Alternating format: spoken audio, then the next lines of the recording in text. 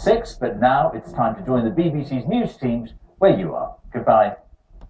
Hello and welcome to BBC Oxford News. In tonight's programme, chronic headaches are ruining his life, but he says the NHS has abandoned him.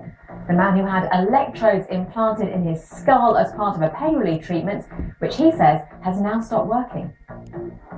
Also, a royal patron for an art therapy project. It's one of the 4 charities chosen by the Duchess of Cambridge to have her official support. And in South today, the camera technology helping the dog rescue teams who find victims in disasters around the world.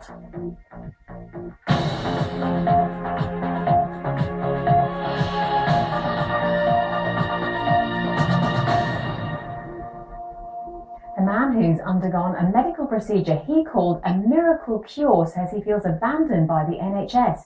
Jeffrey Diggines from Bletchley in Buckinghamshire had a battery and electrodes implanted into his body to treat his chronic headaches, but the equipment inside him has become faulty and his local health service won't pay for surgery to replace it. Emma Vardy has this exclusive report. Jeffrey battles daily with severe headaches. In 2005, he became one of the first people in the country to undergo a new procedure on the NHS to treat his condition. It's called occipital nerve stimulation. Doctors at the National Hospital for Neurology implanted 4 electrodes onto his skull, connected by an internal wire running through his body to a battery implanted above his hip. It was fantastic. It just stopped the pain on most occasions. It seemed like a dream come true. But when his battery became faulty, the debilitating headaches returned. It's ruined our lives, basically. I can barely talk at the moment because of the pain levels. Normal life isn't possible.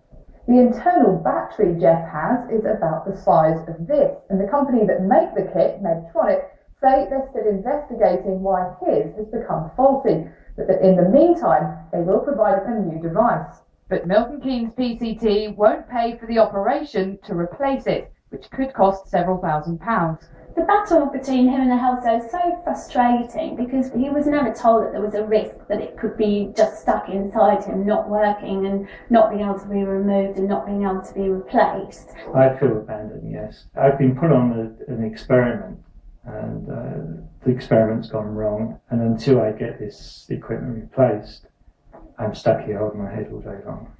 Health managers in Milton Keynes told us they have to consider what's best for the patient and the taxpayer. But Jeff and his wife are urging the PCT to reconsider and may now look at what legal action they could take. Emma Vardy, BBC Oxford News. Emma's with me now in the studio. So Emma, what treatment is the NHS offering Jeffrey at the moment? Well, he goes to hospital every 5 to 6 weeks, and there he spends 12 days on an anaesthetic drip. Now, this gives him a temporary pain holiday, they call it, but he says the quality of life this way with so many hospital visits is just nowhere near as good. So when people are denied a treatment like this, what options are open to them?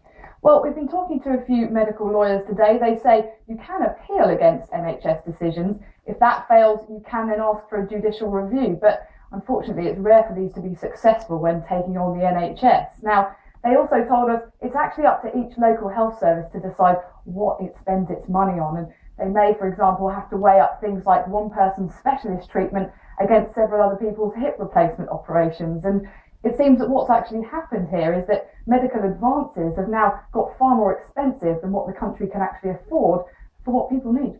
In this case, the treatment had been shown to work. Is it then unusual not to pay for a repeat of the treatment? Well, a charity we spoke to that helps people with these kind of situations said they are surprised by this kind of decision, that having funded the treatment in the first place, they're surprised the NHS then didn't see it through. But one lawyer told us today that he actually always advises people if they are going ahead with a treatment that seems reasonably experimental, they should always ask GPs what happens if there's no funding for this next year. Emma, thank you.